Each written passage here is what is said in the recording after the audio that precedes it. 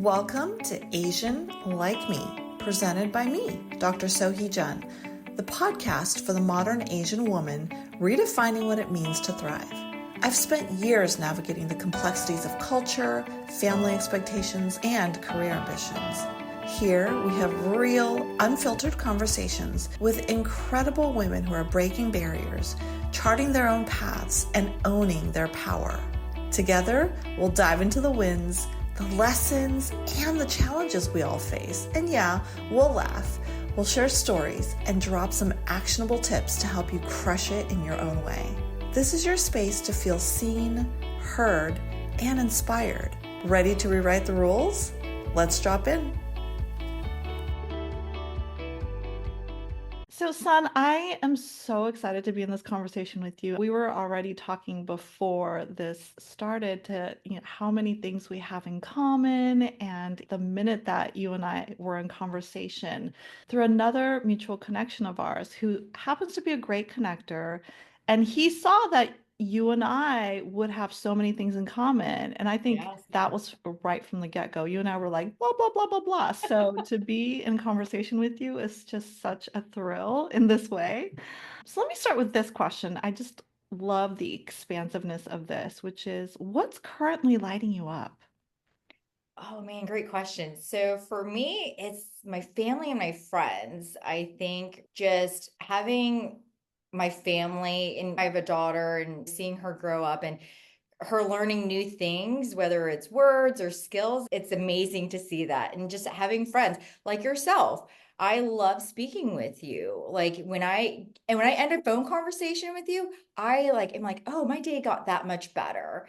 And I Oh, I talk to a lot of people, but there are only so many people that I feel like give me joy like that. And so you're one of them. And we've spoken about that. Like I love our conversations. And then when we hang up, I'm like, wow, that was like such a great, meaningful conversation. So just my family and my friends, that's what's making me happy right now. I love that. I know you have a beautiful daughter. How old is she? Oh, she will be 5 in April, I should say. Oh, she's 5. I have 3 kids, you know this, and 15 and 13 and 10. And I think we've talked about this before, just motherhood and the complexities and also the joys. Let's go there because I know in my life I've had so many women and just people in general ask me like, how do you do it? And I think that's such a loaded question. And I think that I have felt at times the need to really say, I don't do it all. How are you navigating through this season with having an almost 5-year-old? What does it mean to you to be a mom and to also have all of the work that you do? So being a mom is probably the greatest joy. I would say it's the best job I've ever had too, because like I said, this is a person you're seeing them grow up, but learn new things and new skills and stuff like that. It's pretty amazing. I would love to say that I have it together. And I think people that do say they have it together, that's just not possible. I'm learning every day how to be a better mom, a better wife, a better friend, daughter, sister, things like that. And it's hard because you have a kid that needs your attention, and she's the only child on top of that. So she definitely needs a ton of attention. But I think just trying to navigate, you've got to put time aside. I'm good at time management, or at least I feel like I'm good at time management, blocking things off. I do drop off every morning, and then I try to go to the gym, and then I check my emails. And so I do try to do time management or time blocking because I do think that does help me. There's nobody better than a mom to manage time. I'm telling you, we are like master time managers. I agree. And you know what? We're also great at multitasking. So as I'm talking to you now, I threw in a load of laundry. Are you multitasking me? Yeah, I'm multitasking right now. Before we dropped out this call, I got to do a load of laundry. I think we're great at multitasking, and I think that as a mom, we do so much. Not only do we work full time, or if you're a stay-at-home mom, that's a full-time job itself too. But we do a lot, and studies have shown that too. Like women do majority of the household work plus work a full-time job, and so Mhm. it's hard to manage at times. But I do think this is where I feel like if you have a good partner, like my husband's great. I go pick up my daughter, and he has to do the cooking sometimes. I feel like a great partner and or a great support system. It doesn't even Yeah. have to be a partner. It could be parents, right? My parents were just here for the holidays and they were helping out trying to take care of my daughter. She's a handful, but it's just one of those things. It really does take a village. There's so many things and threads that I want to pull on based on what you shared. I so agree. I remember when I was leading a team internally, I know that super mom with the superpower of being able to get super focused at work, then go home and do what she needs to because I was that person. Like you just have to be super focused and know what your priorities are. And I think that's the blessing of having a child or children. It Mhm. does cut out the crap, right? Yeah. And to your point, there are like so many studies I know of too around like the balance of work and having a supportive partner, whatever that looks like in your life. In your case, you have Right. a great supportive husband. I did too. I'm divorced. We're happily divorced, but that's what it took. And I also had a village of my mom living with me, with my three kids to help take care of my kids. I also have the benefit of having a housekeeper, so I don't have to do that. I think that's the truth that I want women to see. Like us speaking truth into this, to have a fulfilling career, to have children, to have what you want to have takes a lot of Of resources course. and people behind you. And I think when that question is asked, like, how do you do it all? I don't do it all. We just said right here, we have a load of people. Exactly. And it's hard, right? At times, but I can't do everything in a day. Sometimes things have to get punted to next week or the next day or things like that. We do have a schedule of things that need to be done on a weekly basis and things like that. But it really does take a village. My mom, bless her, she's been retired for a while. She helped us raise Indy for the first year. And it was great because it was during COVID and no one knew Yeah, what was happening with COVID. And right. so I really was blessed to have my mom and partially my dad too. But like I said, it just takes a village. It's not just me doing it myself. I would love to say that it was just me, but it's not. I have a great support system. And I think that's what you need is just surround yourself with good people. And I think that the rest will follow too. If Yeah. you need help, you have a friend that's going to help you or a neighbor or something like that. Yeah, and I think that's one of the biggest lessons. And I think, son, tell me if this is true for you. And then I actually really want to dive into parents because this is about our heritage and having you and I are both South Korean, which Yep. is has its own advantages and also disadvantages culturally. But I think that one of the things I learned in this process of raising kids and having a career that I love is like not to be afraid to ask Yeah. on this side of it, I'm like, I need all the help. Give me the help. And luckily, I have the people around me that want to help me and I can afford help. And I know that's a privilege. But yeah, let's lean into drop doing it all yourself, get the Yeah. help, right? Yeah. And I think women have a hard time asking for help sometimes, right? And again, I think if you're surrounding yourself with good people, they're going to want to help you, right? Sometimes I don't want to ask for help because I don't want to burden someone. I don't want to do this.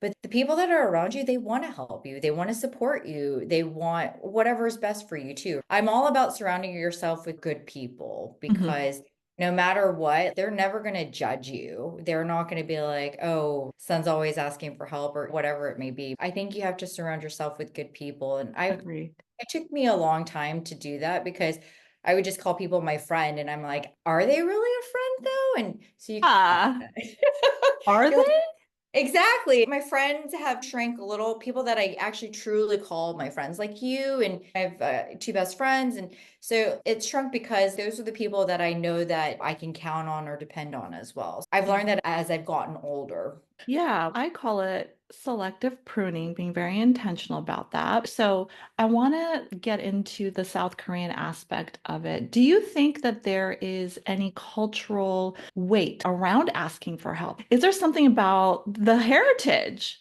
Yes. Yes. Tell me, what do you think? I think that we are too prideful at times. I think I'd love to say we were, but yeah. I grew up in a very traditional Korean household. Women did the cooking, the cleaning, things like that. My dad went to work. My mom was a seamstress, and so she did work some, but growing up, the focus was on school too. So it's just one of those Yeah. things where yeah, if I didn't get straight A's, like it was a disappointment to my parents because they wanted to be like, oh yeah, like Sun Young got straight A's or they're very prideful. So Yeah, for sure. I think that it's hard growing up in a culture where asking for help really isn't, I guess it's common, but amongst, again, a tight-knit group of people, because you don't want to seem like you're being weak or that you couldn't handle it. This whole weak thing is very prevalent. It's like we want to save face. We don't want others outside of our immediate family to know Yeah. that we're struggling or maybe struggling, which I think is a barrier.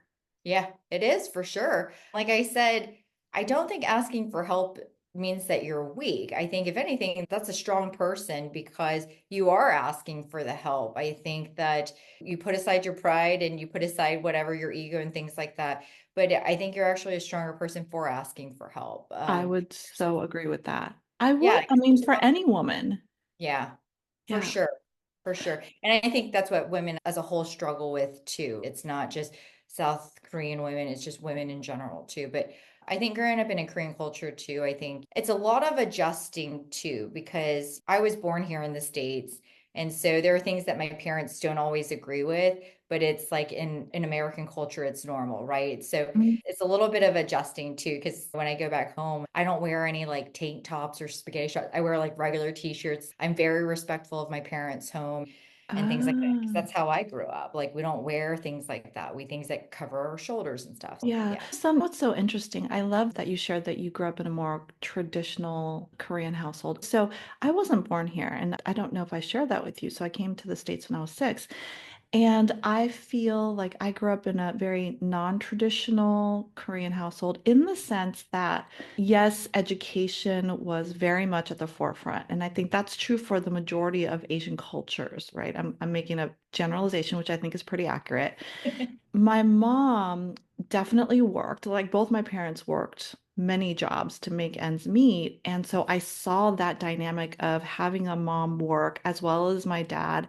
So the load was more shared, which is very different. My Yeah. dad did the cooking and he was a great cook. So did my mom. I think they shared. Now, granted, she probably did more of it than he did, but I think it was just non-traditional in that way. And I recall as I was growing up and going into college and wanting to live with different roommates, she had no issue with the fact that I had a male roommate. Like we weren't dating, but they were so okay with it. Look at Ah, look on your I face. I love it. Like what tell me what it was like for you in that way. Wow. Okay. I never got to do like sleepovers. I did have a couple of sleepovers later on in middle school. I was able to do that, but my place was to be at home next to my mom, essentially, Mm. learning how to cook and clean and just things like that. For me, culturally, it's not like when I tell people when I go home to my parents' house, I know my role. And when I say I know my role, I know my role as a daughter, right? I know Mm. that my dad's going to sit at the table. He's not going to necessarily help bring out the food and things like that. But it's not different or it's not weird or crazy for me because I grew up there. Like my Mm. husband now, like he helps if someone's got to put out a dish, he does it, right? He's been enculturated. Yeah. He's now like a South Korean, which I want to talk about that too, because I know that he's not Korean. Yeah, he is not Korean and it's different, right? So when I go home, I have a different hat, I should say, because I know my role as a daughter and what I need to do, right? And so then, being a mom and a wife, it's like Korea, it's the elders get served first. Yes. So here in the States, it's children get served first. So it's just very different, I right? know. I love that example because with my kids too, when I see myself deferring to them or serving them first, I'm like, wait a second. No, let me serve myself first. I have to really catch myself because that is such a thing in the Korean culture of, okay, you give whatever food or whatever thing you defer to the elder. Yeah, it starts with the elders and then it goes down there from there. So and then children get served last. But again, it's not a shock to me when I'm serving my parents or something. It's because it's just normal for me. Yeah. And when I'm here at home here, I know to serve my daughter. Both sides are very normal to me, where I'm sure my mom and dad probably think it's very different. Like, why are you serving your daughter? You should be serving us first. When they came to visit us, because she's priority. And so it's probably the same with my husband. He's probably why my parents are probably like, why is he giving us our dish? Like it should be not that it's a bad thing or anything, but Yeah. again, just culturally like different. But yes, I do have an American white husband. Yeah. Biggest supporter, best person.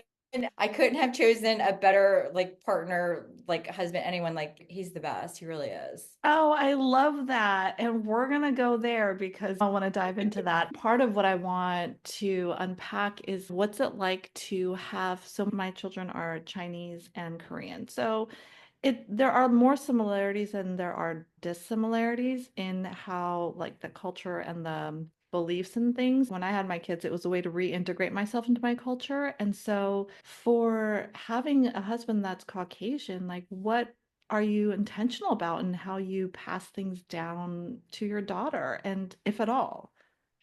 Oh man, I feel like that's one of those things because sometimes my husband and I don't see eye to eye on certain things, right? And it's Hmm. because, again, culturally, I grew up a different way than he did. So as she grows up, I want her to be her own person, right? And find her own identity. I do think her being half Korean and half American or white is hopefully it's more acceptable these days. When we were growing up, it wasn't as acceptable. I grew up in a Not at predominantly white. all. Yeah, I grew up in a predominantly white town. It was me and my two older brothers that were like the only Asians. There was like another couple of Asian families and things like that. Sorry, I digress.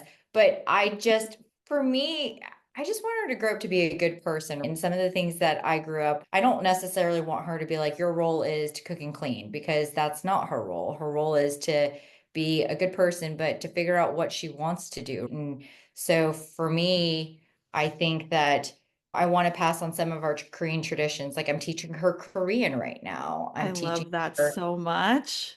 yeah, because I want her to know where her family's, like half of her family's from. And so it's important to me that she understands where she came from, like what her background is too. And I hope to take her to Korea maybe in the next year or two so she can really understand what it's like to be Korean and eating Korean food all the time. And that's one thing that we do. We typically try to eat Korean food once a month because I want to make sure that she understands again where she comes from. This is what mommy ate every day, 3 times a day, where she gets different stuff all the time. I hope that some of the things like our Korean traditions that kind of get passed down to her are like, again, like learning how to do some of the Korean things, like the cooking and the cleaning, like I said, that being one of them, but not necessarily the main thing. Or I feel like Korean women are great spouses too, because we are very loyal and dedicated to our husbands too. I think I think that's that's a broad general statement. well, I feel like my mom, and maybe that's because my mom, I feel like my mom has, and this is how I grew up, right? I feel like my mom and most elderly women that I know because of my mom, they've been married to their husbands for 40, 50 years, But right? not because they necessarily want to. I'm just going to challenge Well, that. Zoe, this could be our first disagreement. We are allowed to have them, son, because I know we'll repair. I know we'll get past this. We But will. it's okay to disagree. That's one of the things that Totally. makes the world go around. But I don't know. I feel like maybe that is maybe a broad statement, but like how I see it and how I've seen my friends, like my mom's friends, I should say, or my parents' friends, like a lot of them are still married. But again, I think maybe it's more traditional old school stuff. Yeah, the added layer I'll put there is I think it's a very much kind of it is what you do in that generation. When I was in later in high school and early college, my mom wanted to divorce my dad. And it was such a kind of like, how do you even think that when you're married for life? The whole to Yeah. your aspect, the loyal thing. And again, I would put out there that I don't know. I think it's a very passed down way of thinking and being that hasn't been questioned until later generations, like myself, where I'm like, do I really want to be in a partnership? What does partnership look like? Yeah. Am I choosing the person? Who am I? All of these bigger questions that allows people to grow in different ways and question their partnerships. And I don't think that was a thing back then, which leads to like just marriages being there. And that's true too. Both of my parents are Korean, Mhm. right? And so me marrying a white man, my parents were a little, wait a second, like we Yeah. were thinking something. But you know what? They have a great relationship. Pete has really immersed himself in like Korean stuff. Like he uses the chopsticks where my brothers don't really use the chopsticks. And Really? Your he'll do, yeah. brothers don't? No, they don't really use chopsticks. And if Oh, they do, like wow. it's every once in a while. Like I use chopsticks all the time. But like Pete is great. Like I said, immerse himself in like the Korean culture and stuff. He just took on what was, I felt like a good son-in-law, right? Like he was trying to Yeah. be a good son-in-law or is a good son-in-law. And yeah, my parents actually, when they came to stay with us over the holidays, were a little shocked that he was so great and so open to so many different things that my brothers may not have been. I was like, he's like your Korean son, like your lost long Korean son. And my parents love him. And I was fearful of that when you marry outside of your race, right? Yeah. Because I think my parents, their thoughts or visions were like I was going to marry probably a Korean man, but that's okay. Cause you know what? I found the greatest person for me. And it Mhm. wasn't like about the race, it was about the person itself. But yeah, Yeah. my parents love him. I'm glad to hear that he's so willing to pick up the traditions and that there's a good relationship there. I know a lot where there a lot of relationships where it is rocky or the Yeah. integration of somebody that is an outsider into a family with a different culture can be difficult times. Like it's funny because I think that most traditional Korean parents, I'm talking about like the parents that are now in their 60s and 70s, I think for the most part, they really wanted their children to marry within the race. Here's the other thing, though, my parents didn't. So I Really? know this is what is very non-traditional of them. So they never said to me outright, maybe they thought it, I don't think so, but they never said marry a Korean. In fact, when I would broach those conversations with my mom, she was like, look, you're gonna date who you want to date. She was very avant-garde and ahead of her times in that way. Saying this now, I really appreciate it because it did make me think about who I wanted to date. And I Yeah. dated all different races and nationalities and ethnicities, and that was okay and allowed. The one thing she said, son, was don't marry an only child. And guess what I did? My ex-husband is it's like whenever the parent says don't do it, you do the thing. They never talked about marry a Korean person. So yes, my dad is Korean, and as is my mom, obviously. It was just around this don't marry an only child, which I found to be fascinating. Interesting. Hopefully that doesn't ring truth of to other parents because my daughter's going to be the only child. Yeah, again, like you said, you were born in Korea and you came to the States. I was born in the States. And again, growing up in a very traditional Korean household, I think, but it's interesting to hear that because most parents, my parents are in their 70s. I feel like, yeah, they are. They're like, you should, like, not forcing, but should marry someone within your race. But Mhm. I think my parents just wanted me to be happy, find someone that was going to make me happy, that was going to be good to me. And when we had our daughter, I think it lit them up in a way where it's like she became their pride and joy. And I think that made them like my husband even more because Yeah. I will say this, I got married late in life, right? Yeah. Most women, especially Korean women, get married earlier on. Back Mhm. in the day, they got married earlier on. And I think my parents lost hope that, oh, I don't know if she's ever going to get married. She's like in her mid 30s now. Like Yeah. it's did not look like we're going to like, and Losing so hope. yeah. Like my mom's like, at 32, you should have had your second kid because I did. And I'm just like, okay, but we're not back in the old days All where right. you got married when you were like in your mid 20s.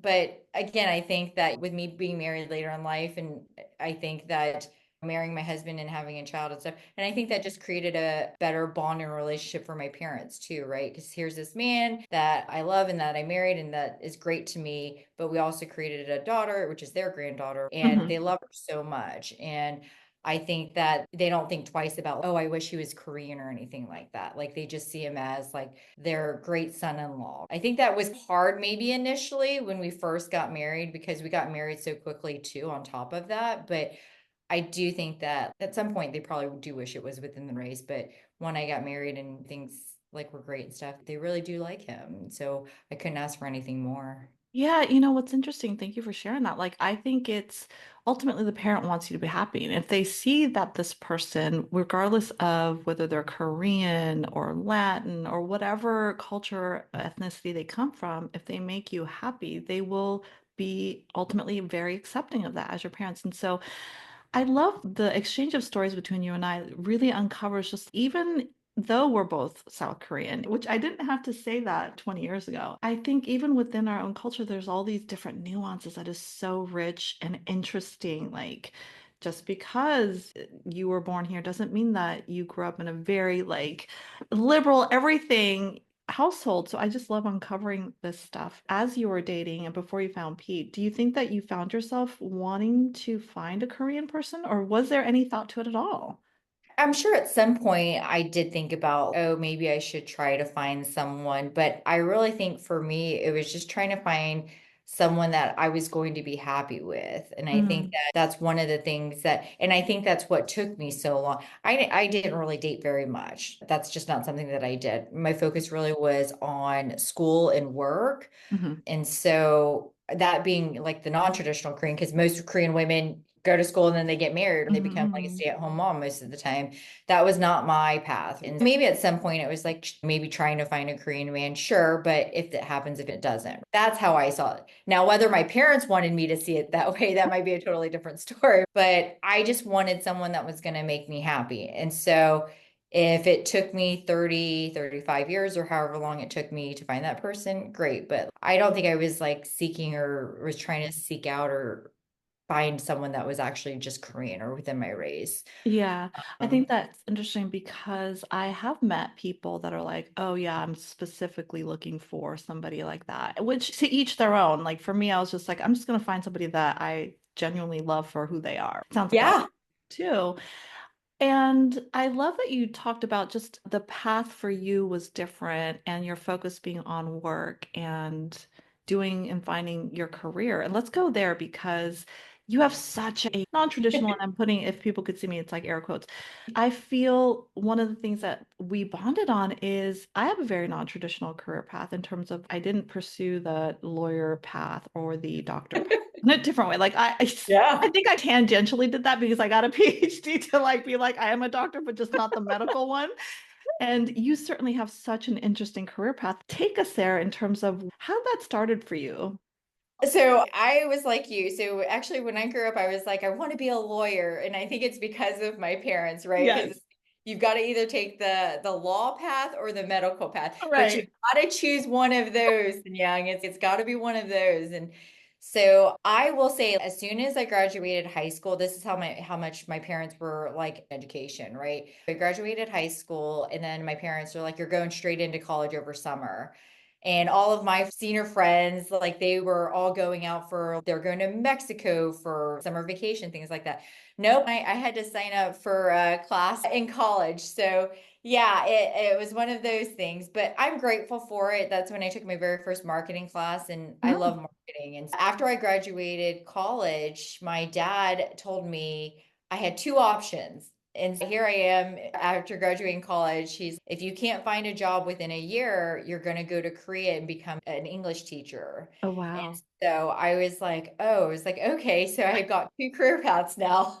And so I ended up finding a job just a few months outside of college. And so it was in my hometown, and I loved it because it was like a sales and marketing position, just really selling our county as a visitor destination and things like that. I've been with a ton of startups, which have been so great because I feel like startups are a great way to start your career too, because you get to do a little bit of everything. Mhm. I feel like sometimes when you get out of college, you're like, I definitely want to do my thing. I definitely want to do marketing.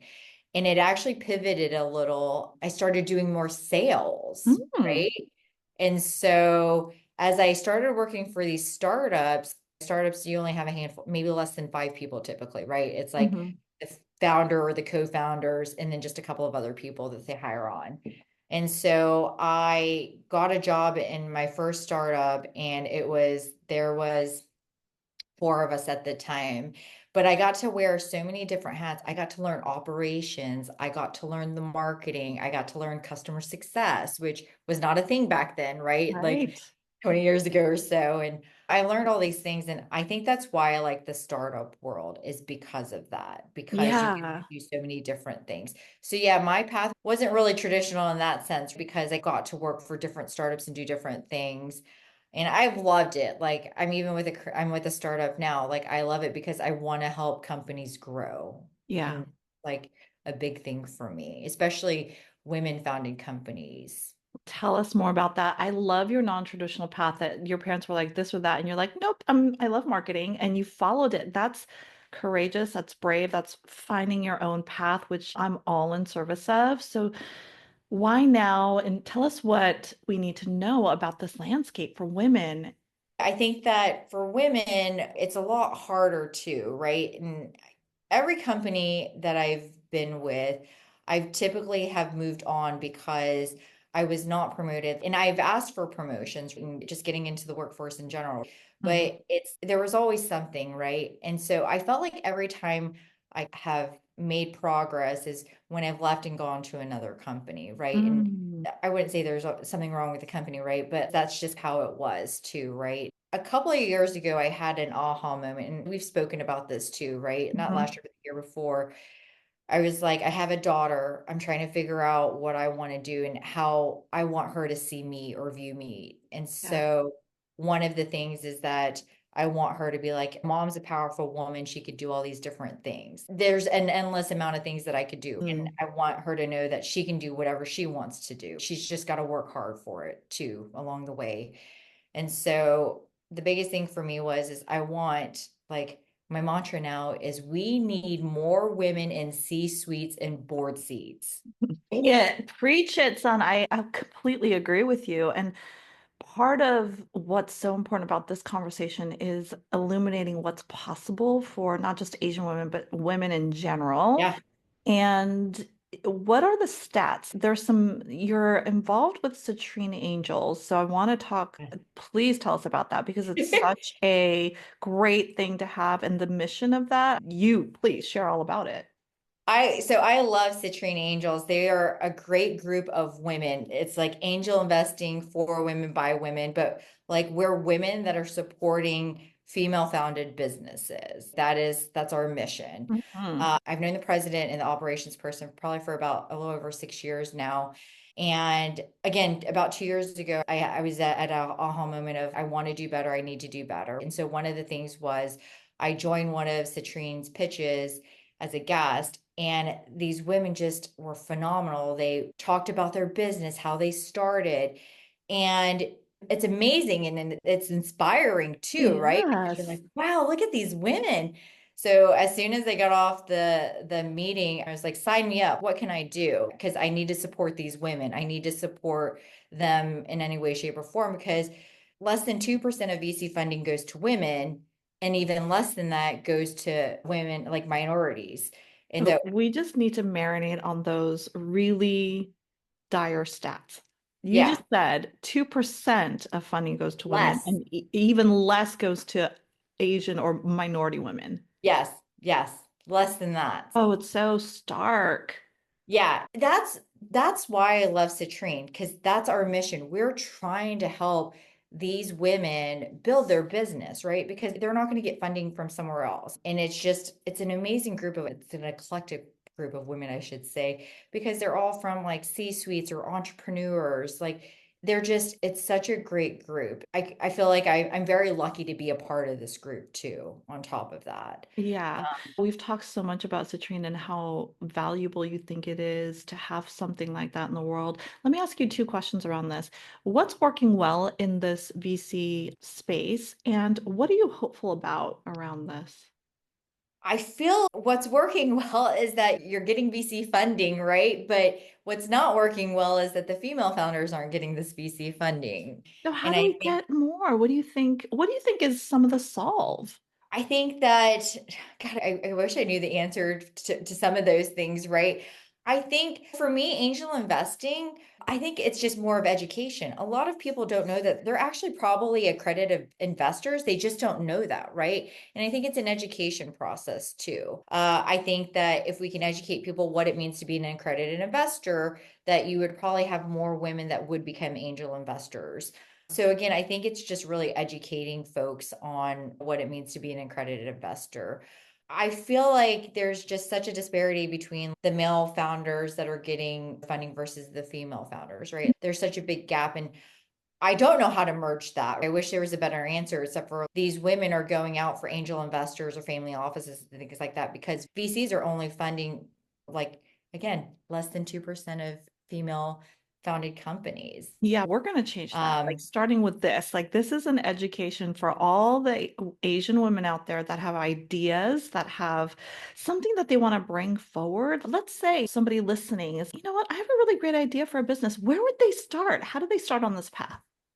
I feel like if you're going to start a business, like just figure out like what it is, have a business model. And I think that's one thing, like for us at Citrine, we are not lead investors. And so you would need like a lead investor. But Mhm. I do think that being pre-seed, I would honestly find something like an incubator. If I was starting somewhere, I would do start as an incubator because Mhm. if you can find an incubator or an accelerator program that kind of teach you the things of what you need to do to get your business in a better place or a spot, that's what I would do, honestly. And there's so many different accelerator programs.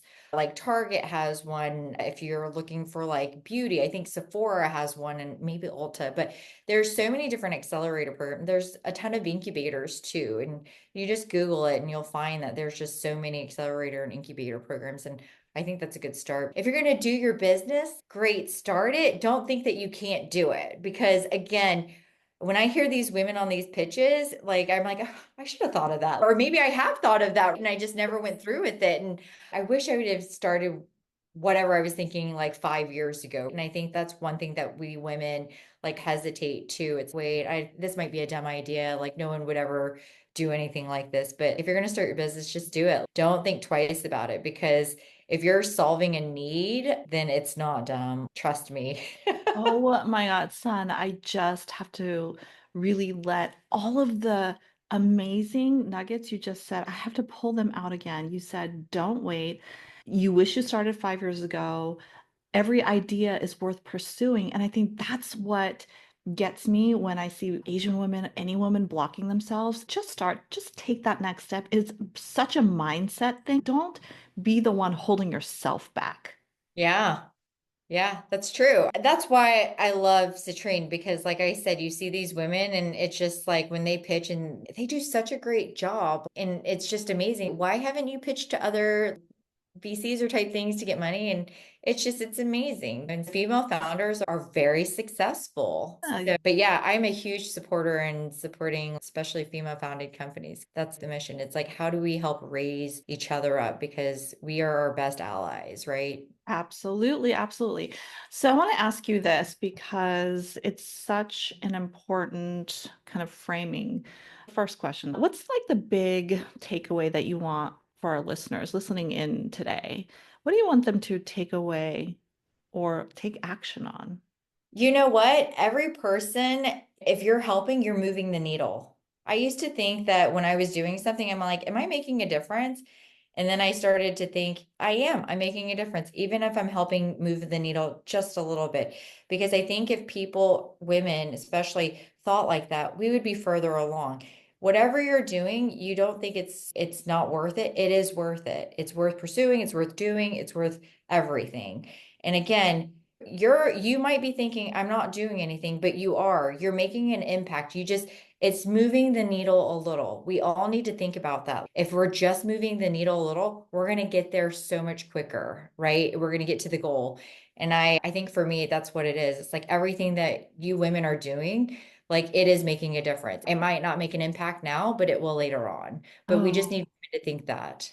absolutely. Because guess what, son? You move the needle for me. Like you inspire me, which is why I adore you so much. And this in service of sharing these stories, just to inspire someone to move the needle in their own way. That's totally the hack, right? Yeah. So here's my last question for you. How would you define what it means to be a modern Asian female? Oh man, you're gonna have to let me think about this one, Zoe, because Get on it. I think being a modern Asian woman, I want to help break barriers. I want to help be that person. I want to see more women in C-suites and board seats. I want to see more women like ourselves on those because those people become inspirations to me. It's like, okay, I can see that. It's just trying to help break the barrier. I don't know if that's the answer you're looking for, but that's what I think of as a modern day woman is like just trying to help break the barriers of things because I do think the more you see people like ourselves, like in those C-suites and board seats, it's just more attainable, right? And so, yeah.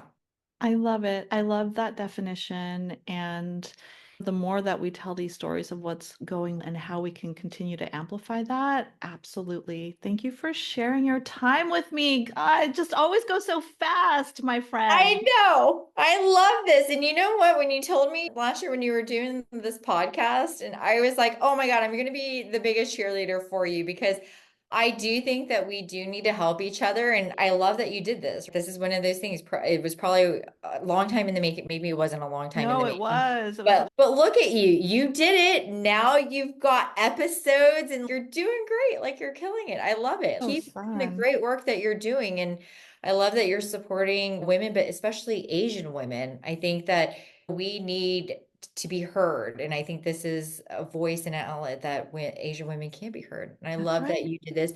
I love that you asked me to be on your podcast. This is my first time doing a podcast, and I love it. And I think this is going to be something like truly amazing and truly life-changing for people and hopefully for the world too. Let's get it out there. And by the way, you are such a natural. You have more podcasts to come. Here's again, I lied. Here's my last question. Who else should I have on this podcast?